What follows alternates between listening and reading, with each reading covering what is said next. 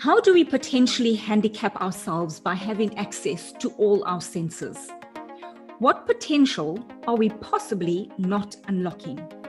Welcome to Business Without Barriers, the show bringing you strategies to turn barriers into success breakthroughs and thrive in a volatile world. The show bringing humanity back to business. I'm your host, Carmen Wild, and my guest today is Theresa Robberts, an award-winning professional motivational speaker who delivers talks both in person and digitally and has touched the hearts of over 10,000 guests in the past 5 years. As a blind athlete, Theresa competed in the United Kingdom blind tennis singles and doubles finals 3 years running, was awarded the silver medal twice in the National Blind Sailing Championships, played blind cricket in the first ever all-female blind cricket tournament, which took place in Nepal in 2014, and completed the London Marathon with the help of her guide runner. Theresa was selected as Metro Sportswoman of the Year and carried the Paralympic flame in London in 2012. Over the last 16 years, she's helped raise millions for charities. Academically, she recently graduated with a master's in project leadership and design and is currently studying for a PhD in corporate social responsibility. Theresa is a fighter and a believer, a lethal combination of positivity and mischievousness. She tries to see the funny side of being visually impaired and often embarks on adventures most would believe out of reach for someone in her position. Theresa, it's an absolute privilege to have you on the show today. Welcome. Thank you, Carmen.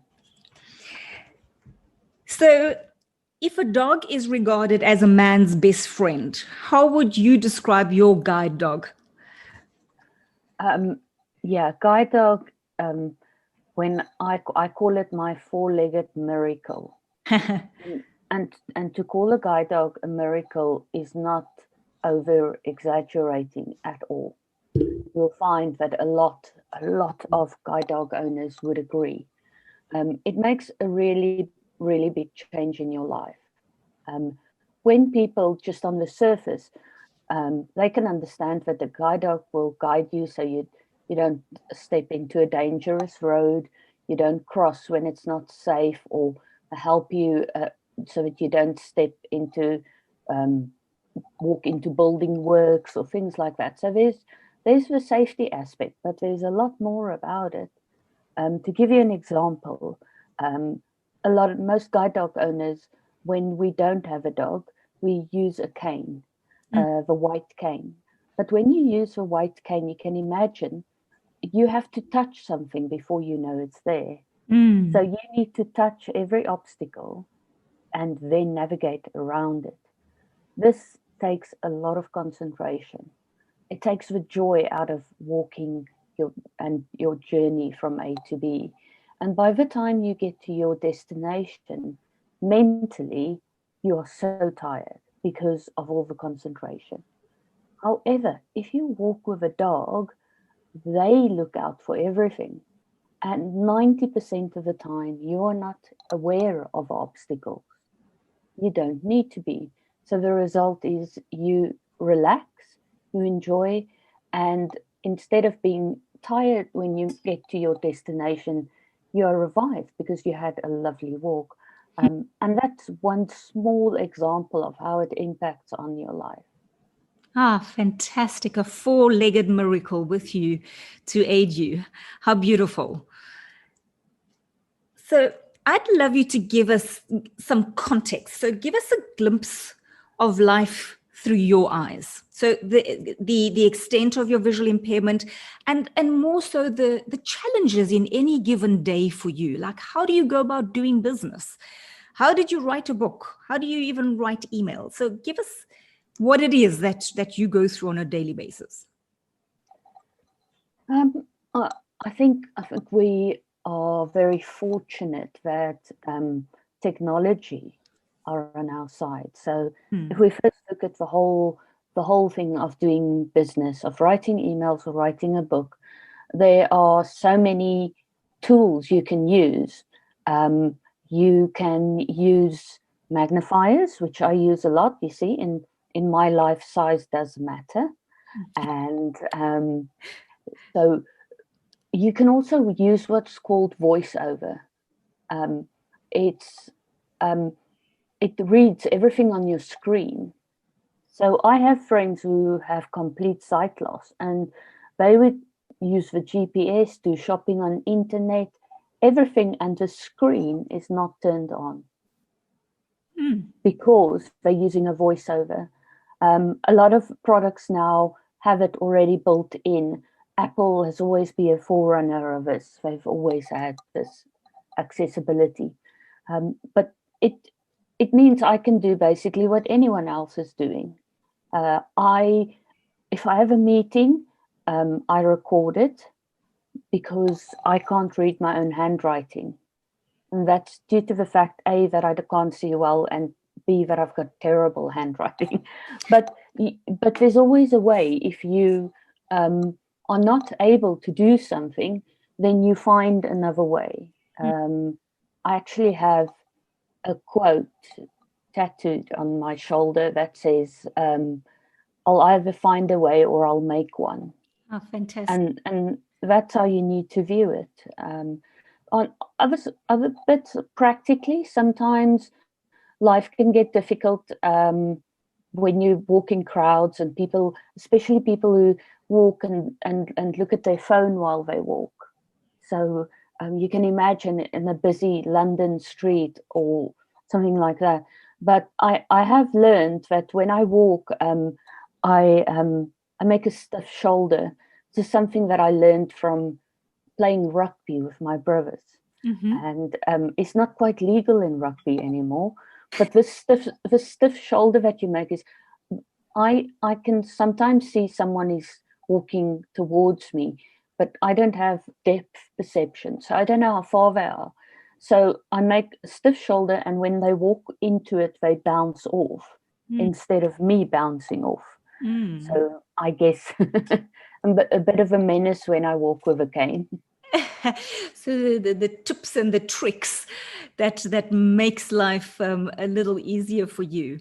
Fantastic. Thank you for us that context. And what's amazing about the world we're living in, like you say, is technology has enabled you in so many ways to live that, to live daily, at least, without huge challenges and it being cumbersome every moment. And you, I mean, we'll go through your book and everything that you've done, which is just miraculous in itself. Tell us what caused the visual impairment. Did it start when you were little, or gradually get worse? How did it, what's the history there? I was born a premature baby, and it's believed that I think I was 9 weeks early, and that was in the 70s. And I was born in a really tiny little military hospital in the middle of nowhere. But it's believed that the eyes never developed fully, and that's why I have my sight problems. It was thought that it wouldn't change, but in my 20s, it just started to degenerate. So I had poor sight as a kid, but not nearly as bad as it is now. And it's a constant thing. It's constantly changing. Okay. So let's go to when you were 19. You had a dream of working for Contiki Tours. Yes. But your South African passport made it really difficult to work in the UK. So you opted instead to be a South African field guide. And then the night before taking your exam, something happened. Tell us what happened. Oh dear, is that the horrible sting? Yeah, that was really hard. We were sitting around the campfire, you work really hard in the day, and there's no electric lighting. So even for sighted people, it's quite dark. I was sitting and I was getting tired, so I was going to put my head in my hands with my elbows on my legs. But what I didn't realize was the scorpion was sitting on my leg. So I put my elbow on top of a scorpion and got stung. Sure. So, yeah, that was really tough. And I mean, that was a sting in itself, and then you weren't able to take the exam. Not all of it, no. Sure. Wow. But tenacious as you are, Theresa, your next goal was then, okay, a diploma in travel and tourism. But then the maps were of very poor quality. And I really love, you've just said, I'll find a way or I'll make one. Yeah. How did you make, you found a way with these maps? Tell us what you did. So what I did was I would print out a copy of what the map would look like in the exam. And then I would take felt pens, like, for example, I would have a different color for every country in Africa or every country in Europe. And then I would highlight the rivers, I would highlight the important tourism sites and so on. And then I would memorize it so that when I get to exam, that paper gets handed to me. Before I start answering, I first colored in the map. I did it exactly as I would have had it at home, and then I would start answering my questions. Fantastic. I absolutely love how you just make a way and find a way around these challenges that you presented with. So you aced your exam with the South African Field Guide. You got 90%. But then another little sting, another little disappointment came in the form of an insurance that doesn't allow us to employ someone with a visual impairment, not even as ground staff. Yeah. And yeah. I wanted to be, if I couldn't be I thought of an errors test must be brilliant, but I was pretty happy to work as grant staff as well. And it was told that I wouldn't have a problem. And when I finished the exams and I started applying, they just said, sorry, I mean, these days you will not be able to do that, but it would be seen as being discriminatory. But yeah, all that hard work and all of a sudden I can't get a job in that specific field. Wow. Yet, yeah, you attacked it again, and a string of jobs followed, from general assistant at a hotel, laundry, gardening, an assistant in a sandwich shop. You just persevered through all these awful jobs.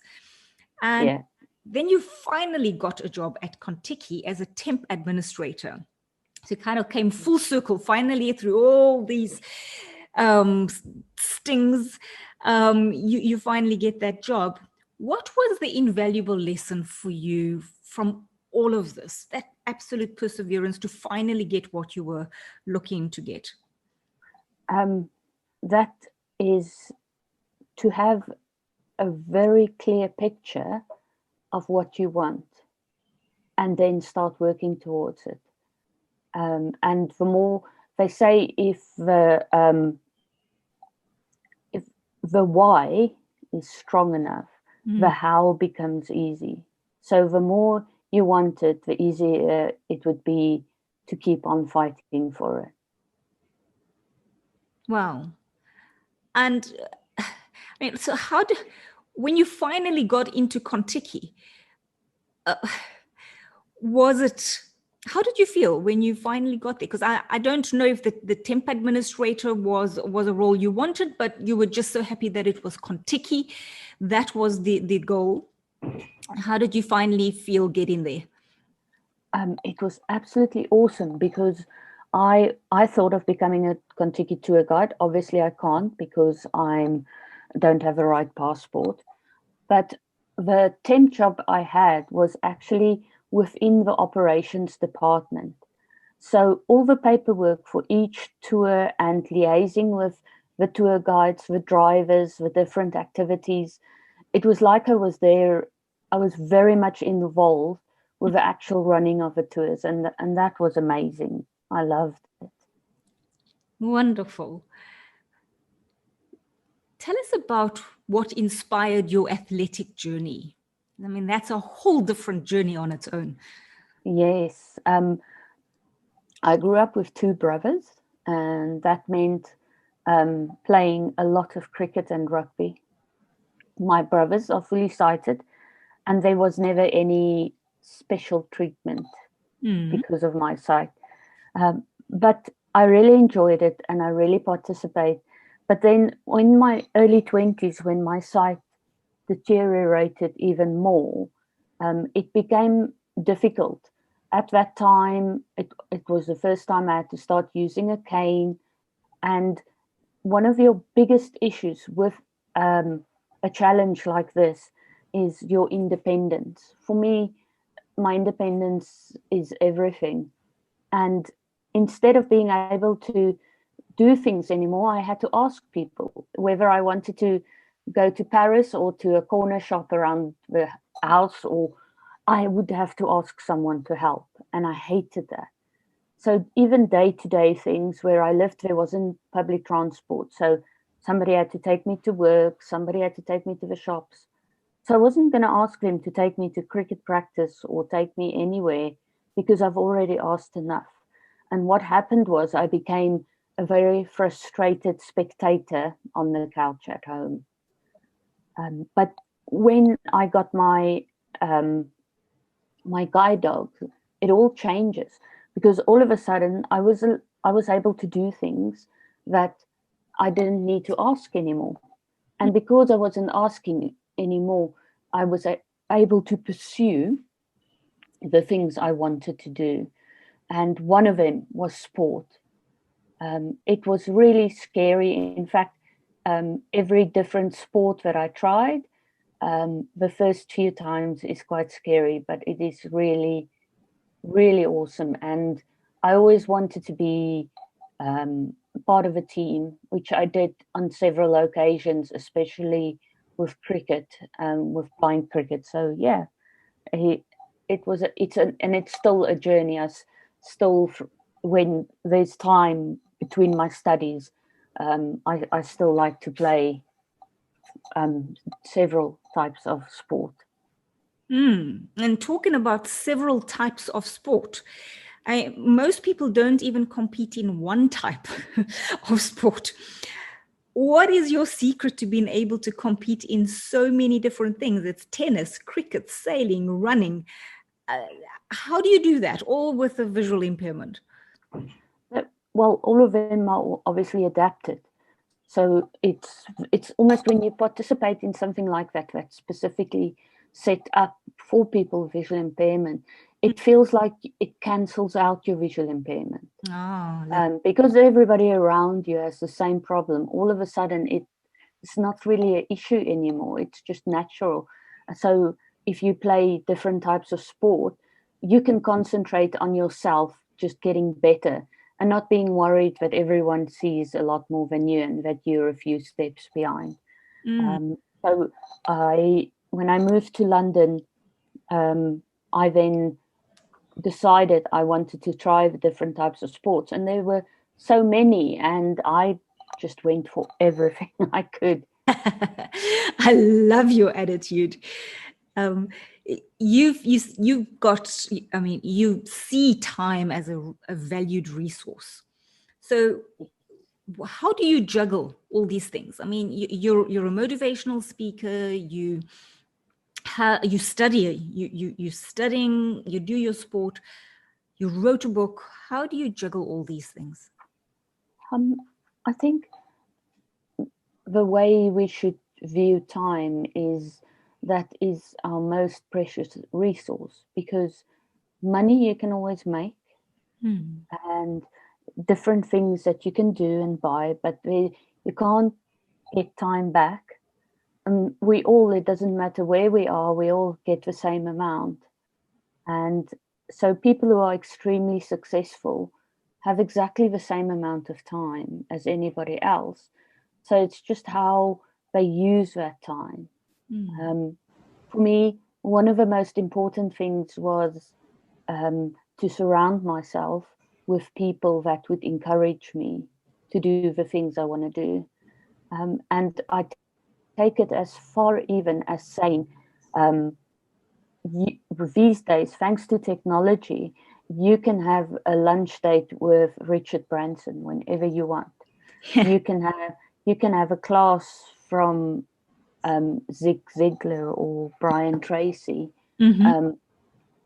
once a week, or even more if you want. And that's thanks to technology. So audiobooks are brilliant because even while you drive and doing other things, you can still be chatting with that specific person, and they can become one of the role models in your life, and you learn so much.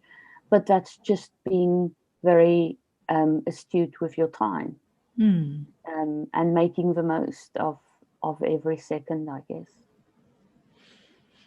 And I would, given what you said earlier, having that firm picture in your mind of what you want and where you're headed and what's important to you.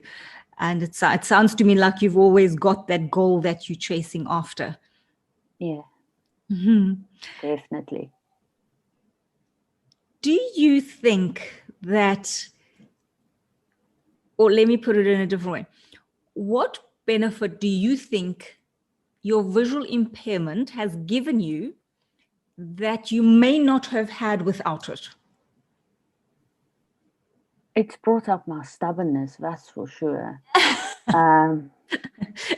And sometimes, especially when I was younger, I'm not saying it can't happen again, but my stubbornness turned into stupidity where I was really reckless. But it does make you, pardon the pun, see things differently. Yes. So besides the fact that it's taught me to look at challenges at different ways and not be put off by the first obstacle that comes along, I believe I'm really lucky because the fact that I have less vision, I honestly believe I am less prejudiced. So I believe that your sight is a bully of all the senses. So people use their eyes before they use anything else. And sometimes they forget to use the other senses.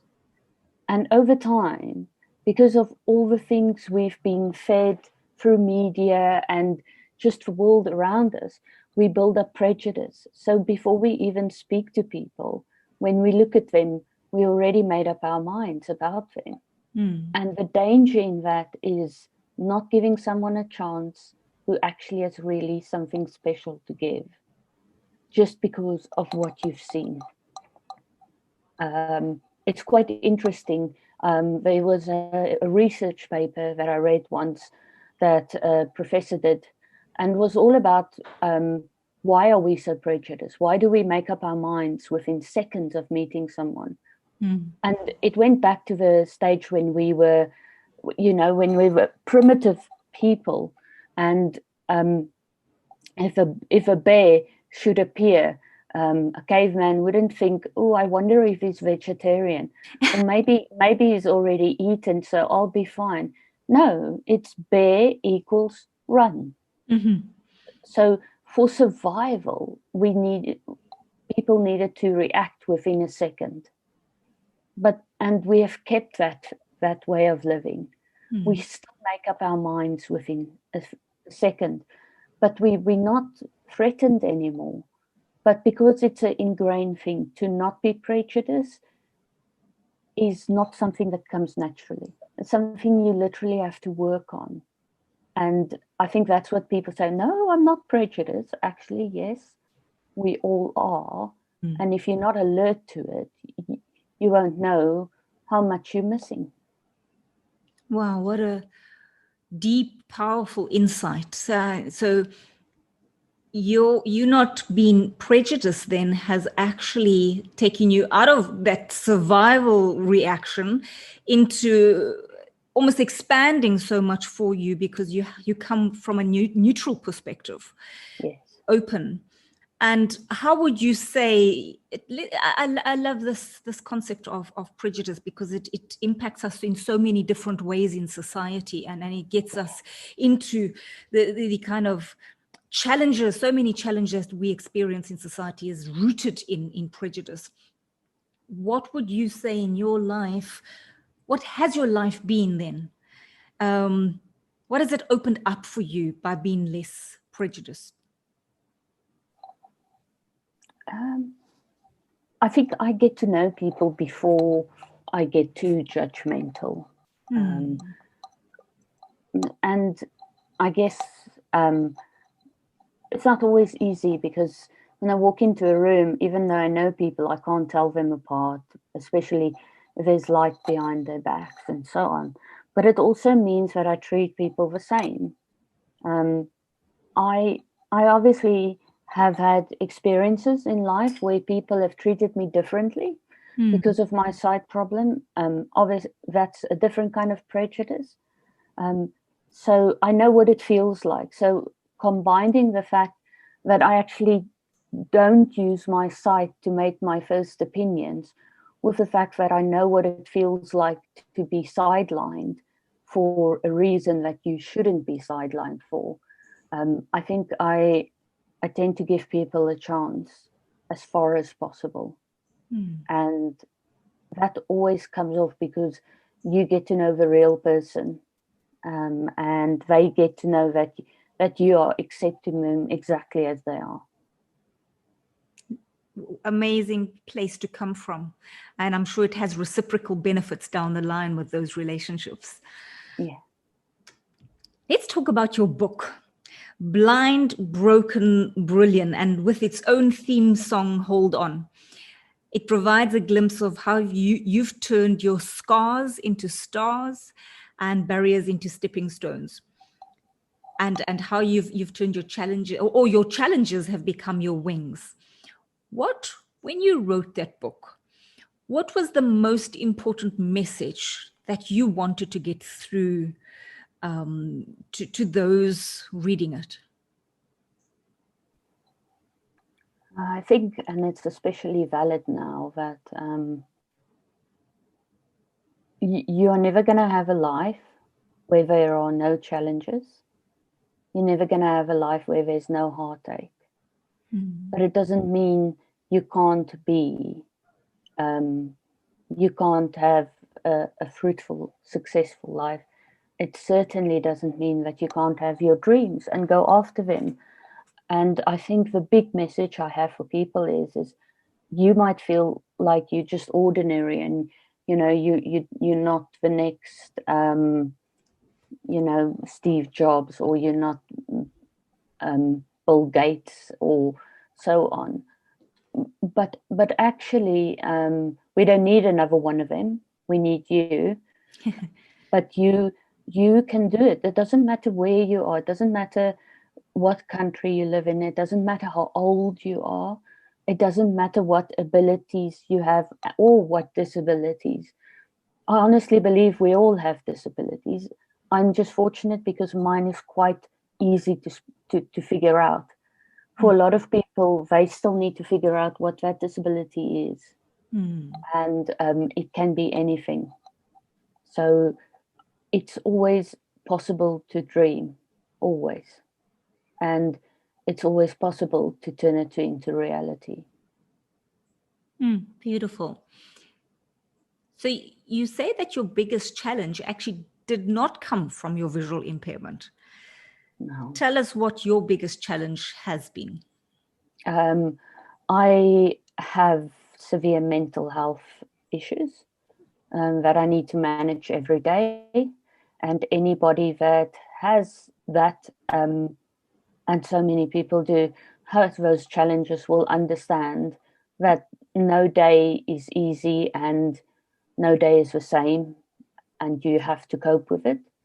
And I'm not in any way special or brilliant at it at all. In fact, sometimes I hold on by,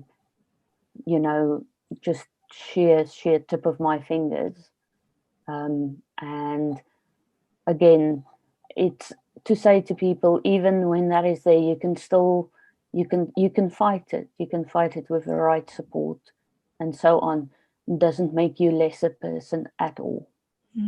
Absolutely. So give us some of your techniques, your tools that you have found when you get to those moments where it's really tough and there's an inner turmoil for you. What pulls you through? What have you found that works for you, that gives you that the wing, the wings to fly again? Yes, again, I want to make clear it's not easy. And if I share my tips, doesn't mean they're going to work every time. Yes. But I think the most important bit again is it is very important who you surround yourself with. And like that, you need people you can talk to. I would say most of the time, if I phone one of my close friends and say I'm having a really, really tough time, speaking to them makes it better.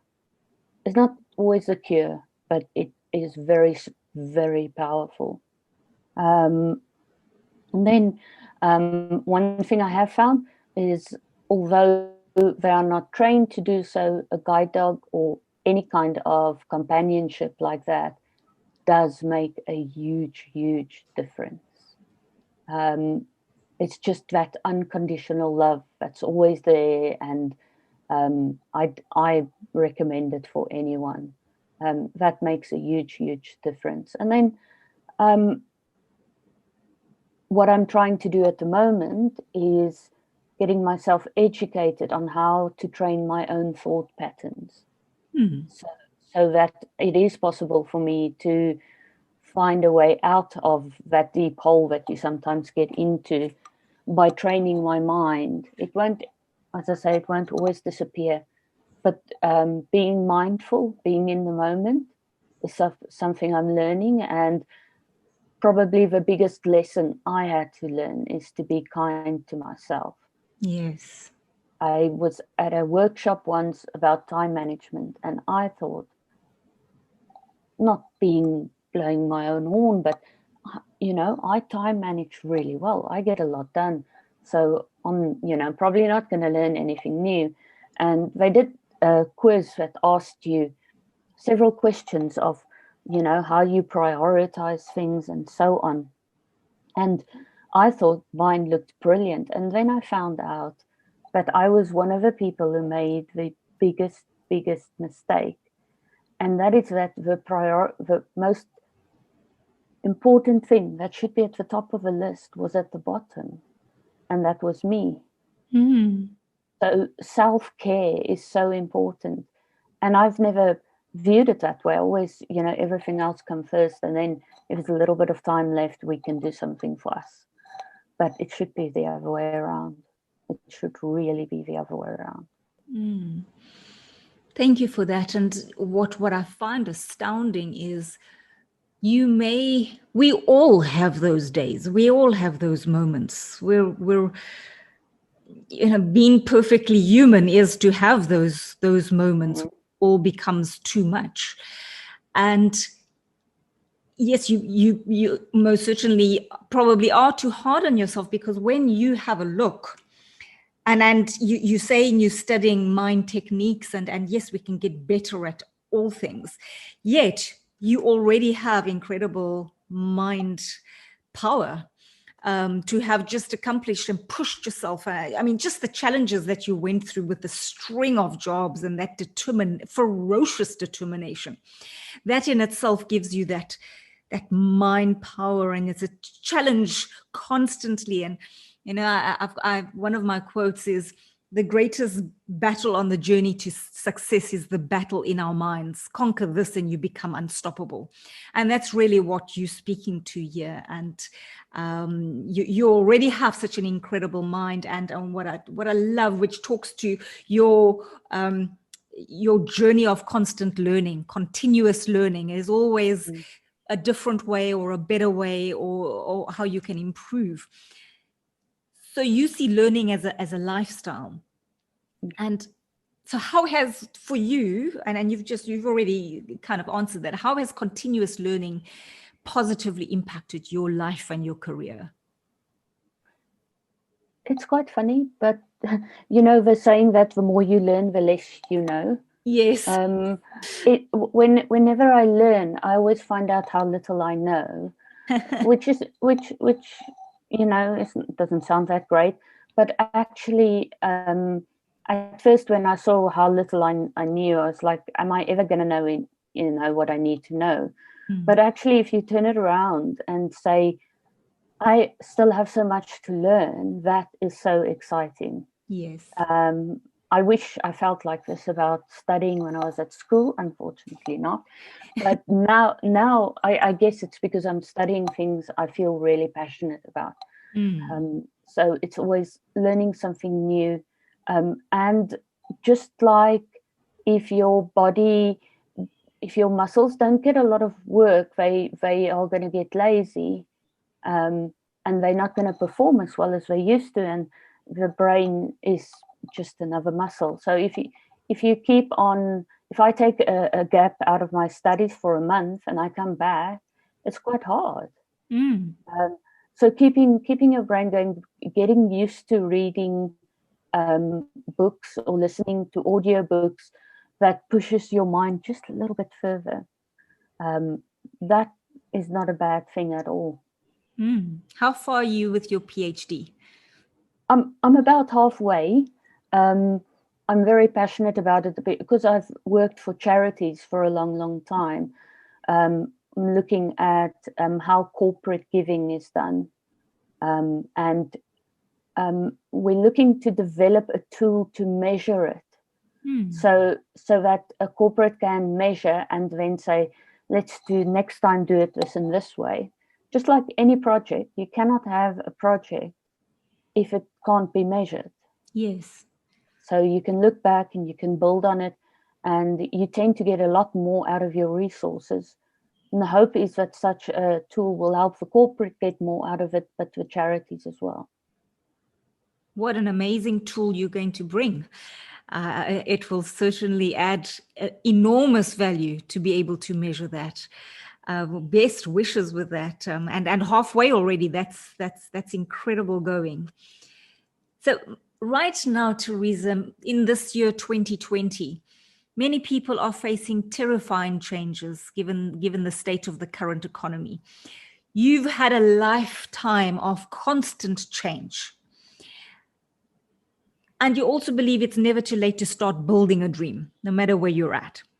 What practical advice would you give to someone right now having to start out again or reinvent or move forward from disappointment? Where do they start? The first thing that they need to do is believe. This is really hard, and you might have built a business that now won't be able to carry on, or you might have been in a great job with a great package, and all of a sudden all of it is gone. And I'm not minimizing the trauma that actually brings to people, but if you look back, it's not too late. That's the first thing, because a lot of people will now, they're not school leavers anymore. They probably even have kids leaving the house, and even more, they might have grandchildren already. So it's like, well, how can I start now? But if you do your research, most millionaires were made after 40 and after 50. Yes. And, Colonel Sanders made his first piece of chicken and sold it in his 60s. So there's so many examples around us.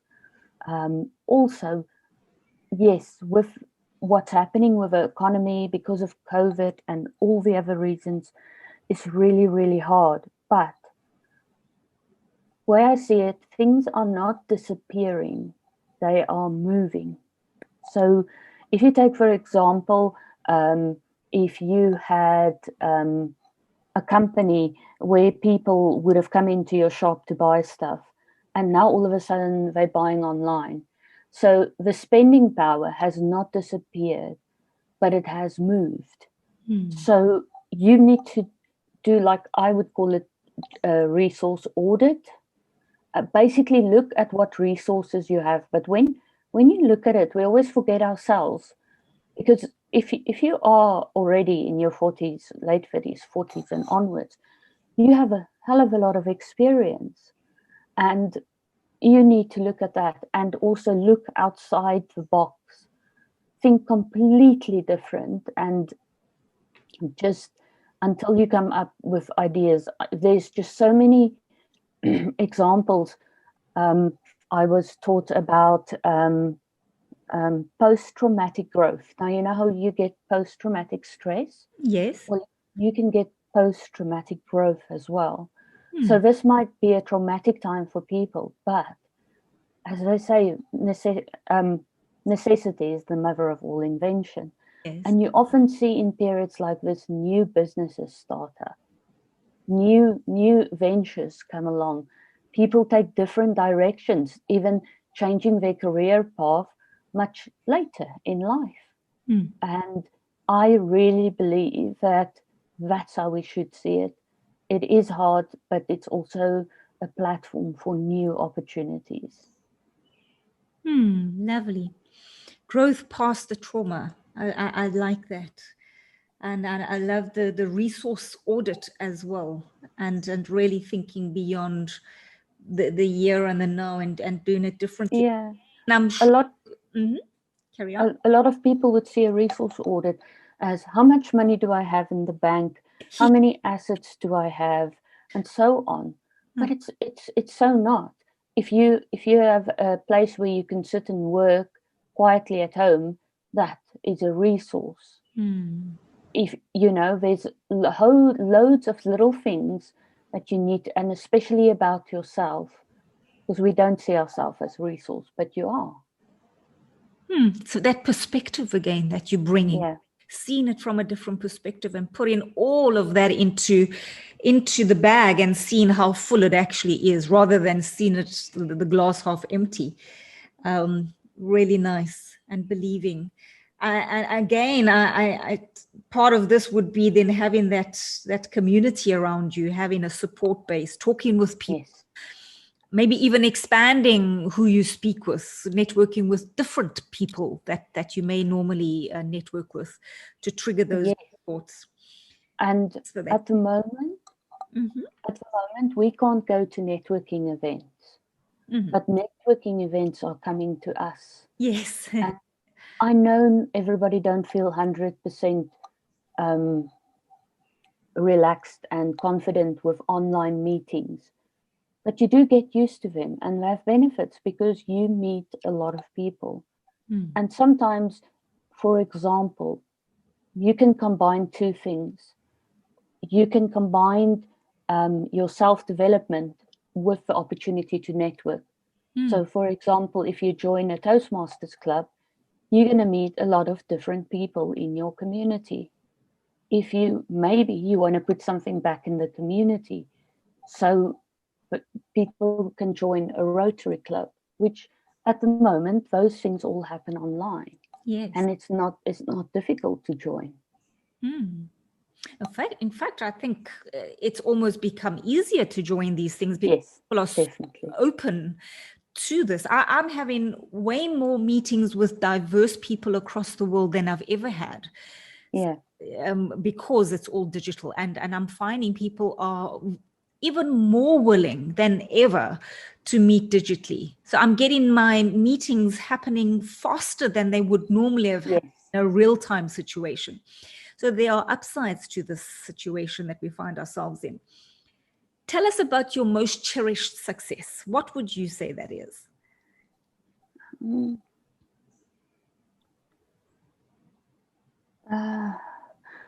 I think it's an ongoing thing, and it's definitely my education, because my parts of my high school and then my degree that I did was incredibly challenging because of my sight. Things were not accessible, like with the tourism diploma and things like that. It was really, really hard. And every time I had to look at different ways. For example, when I did my degree, the final year, they couldn't give me any textbooks in accessible format. So I had to go and research everything myself and somehow make it through. And what happened then was it was a massive turnaround, because I wanted to do my master's, but I needed to do it online. And I finally looked abroad and was able to sign up with the University of Chester, who has what they call a work-based learning strategy. where work-based learning studies, where you learn as part of your job. So your employer actually do this with you. So some of the work you do for your employer counts for your exam. But it was different in the way that everything was accessible.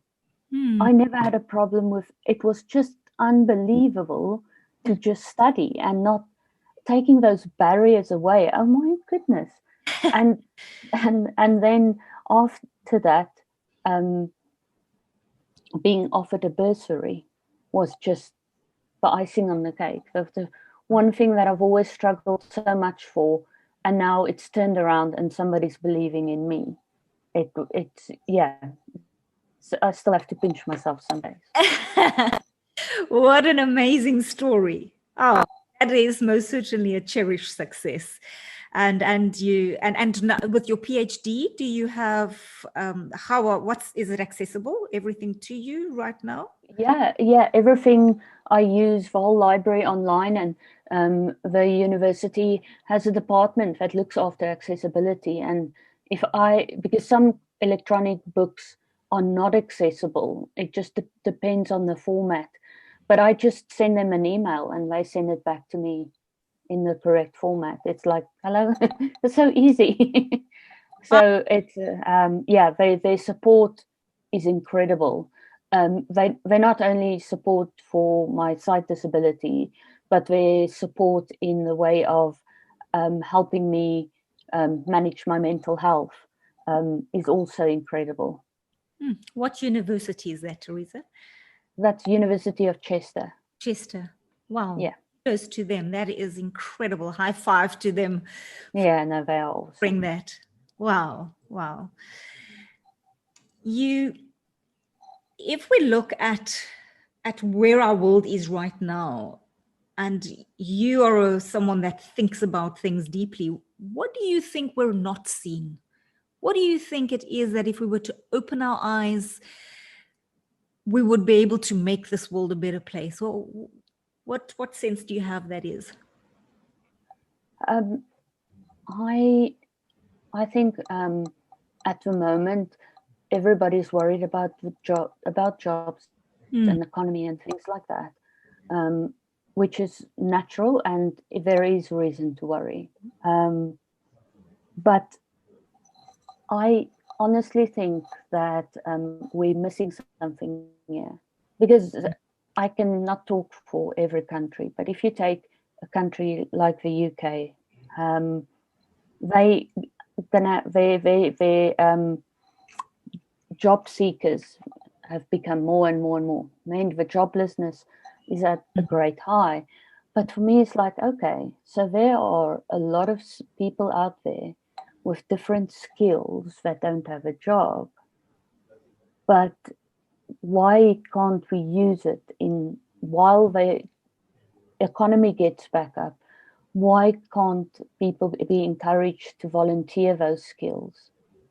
And maybe even the government saying, because it's not just companies that's struggling, it's charities. I mean, most of their fundraising come through events, and they can't have those events anymore. So if people can help charities and somehow get acknowledged for that, so that in this time while they cannot work, that their skills and their resources are not just lying there. I like that perspective. Yeah. So what I'd like to see is people to look past the boxes that we put business in, we put community in, and we put charity in. We keep them separate. And I think now's the time to maybe not do that all the time, and share resources. Part of my studies are about when a company and a charity starts to talk, they need to look at the resources, because sometimes a company just writing out a check for a charity, they could have actually, let's say their financial director, they could have lent him for a couple of days for the charity, because no one in the charity has a financial background. They're all volunteers. And this person comes in and helps them to do their financial plan for the next 5 years, which is far more worth than the money they would have given. So and the charity, on the other hand, they might have a venue that the company can use for meetings and things, so that they can complement one another, and it goes far beyond just financial.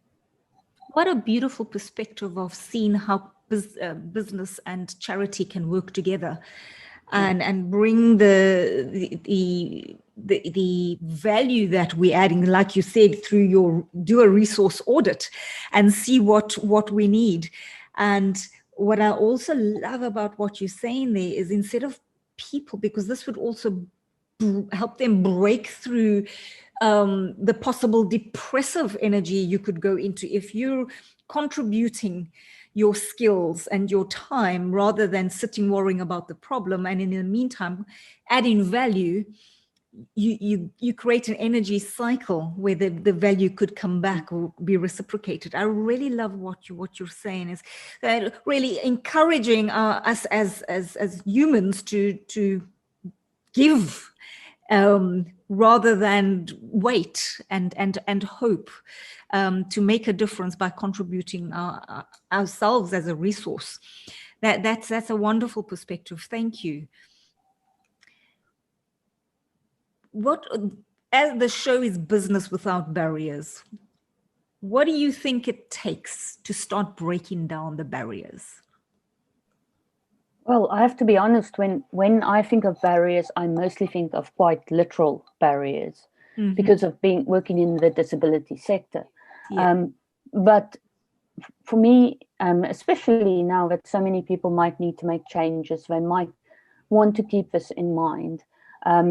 A good example I can give is, like I said previously, of Apple. Now, Apple has always had a philosophy that they called universal access.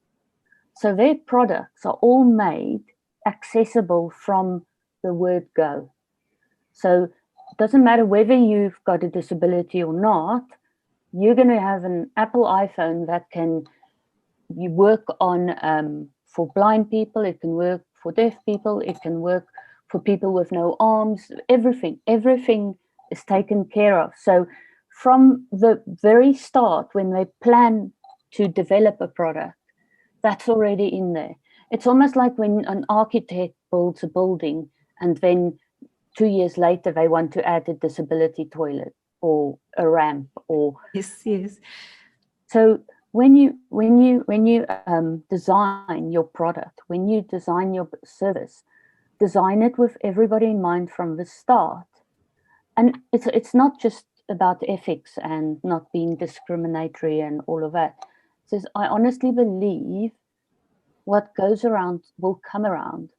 For example, if from the start your product is accessible for everyone, those people who normally struggle are going to promote your product because of that. So it does take full circle.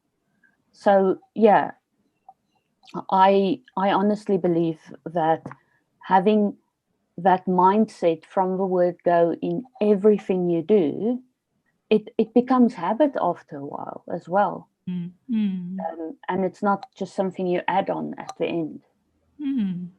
Different spin on start with the end in mind. So this is start with everyone in mind, which then takes you to a different end product.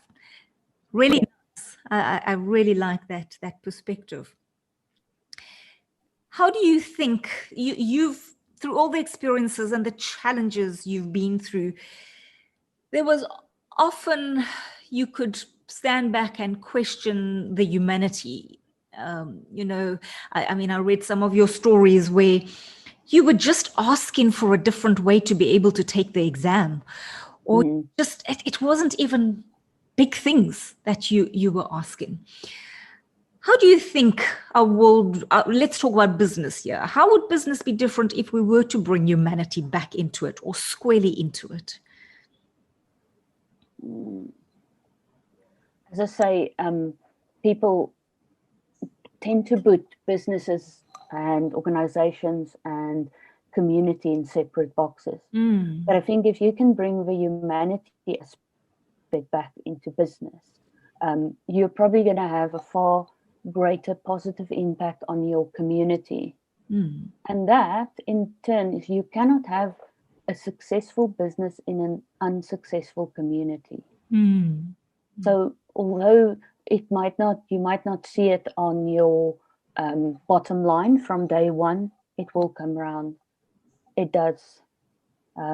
So yeah, I always think that businesses should be more have humanity, but the community in mind. But charity should behave more like businesses.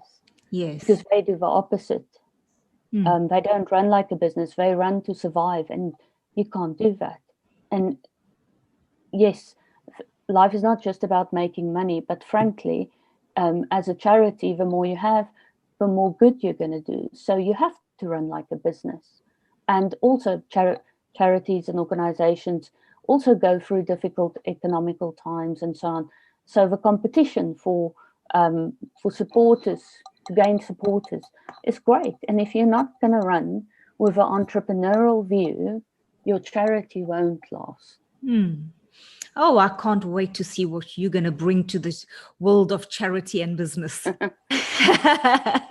I think we're in for some really innovative changes that will support both business and charity, which will be a good change to see, and the communities will benefit so much more from that. What excites you about the future? That I might still one day become a pilot. I love it.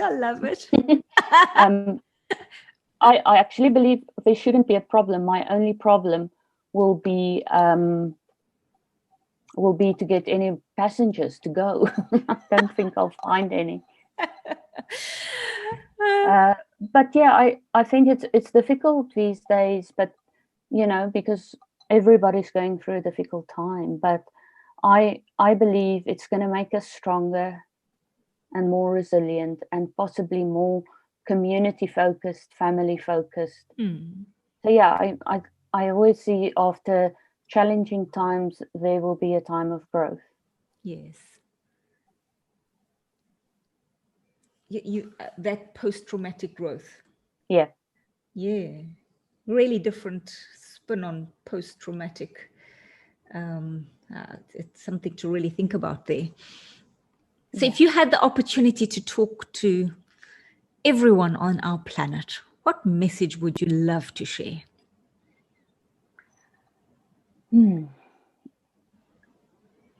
I would wish for them to become blind for a little while. Not because I want them to walk into poles, or that would be funny though, and drive without seeing. But as I mentioned earlier, our sight lies to us so often, and we make up our mind. If there's so many examples I can say about. We make up our mind because people have a certain skin color, they will be doing this, or if their surname sounds, or they're wearing, when you go into a party and there's a lady with a little red number and red shoes, what do you think? Everybody else is wearing black. What do you think of her? And you need to question that, because that is purely a color. But if you can't see it, it doesn't matter. Because what happens when you let those things go? You look out for different things. You look out for kindness in their voice. You look out for how they treat other people, and so on. So yeah, I think people are losing out on so much because they only take on what their eyes tell them. So to be blind to prejudice is really what you're saying. Yeah, because I believe if I have less sight, I'll probably be able to have better vision. That's very powerful. Beautiful. So you're an award-winning motivational speaker, and you do it both in person and virtually. So how do people contact you, Theresa? First of all, you've got an amazing book that is full of humor and heartfelt stories. So that is a resource for people to consider buying, and then to reach you to get hold of you, to contact you for bookings for talks. Yeah, so my website is Theresa Robberts, so it's spelled THERESA dash and Roberts with a double B, ROBBERTS.com. Thank you. And is that, you do that for corporates, for events, for? Yeah. Okay. And do you customize your talks, or do you have Yes. talks? Okay. No, I customize them according to what the client would want. And there's a lot of humor in them. That is one of my secret weapons in life.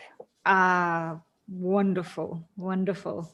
And humor is a best medicine at the of times. Any final message before we wrap up, Theresa? No, just thank you for the opportunity, and I hope to chat again soon. Yeah, and thank you for giving us new vision into how we can grow ourselves, and how the more we know, the less we know. How the saying was by Einstein was, the more I learn how little I know. And to constantly be striving for that. Thank you for showing us how possible it is for us to strive harder, to continuously learn, to push, no matter what the challenges, no matter what the barriers. There is always a way. I'll find a way, or I'll make one. I really love that. Thank you so much for the inspiration today, Theresa. And what it plays, everything that you've said is exactly what this show stands for, is that there are no barriers. The barriers are actually opportunities for breakthrough if we choose to find the way. And it's been such an inspirational hour to chat with you, and a true reminder, as well as what you brought to us, is into the sense of community. Let's tap into that sense of community, find ways to work together. So let's tap into our humanity, bring it right back into business, and we will overcome those barriers and create a new human story and a future we can be proud of.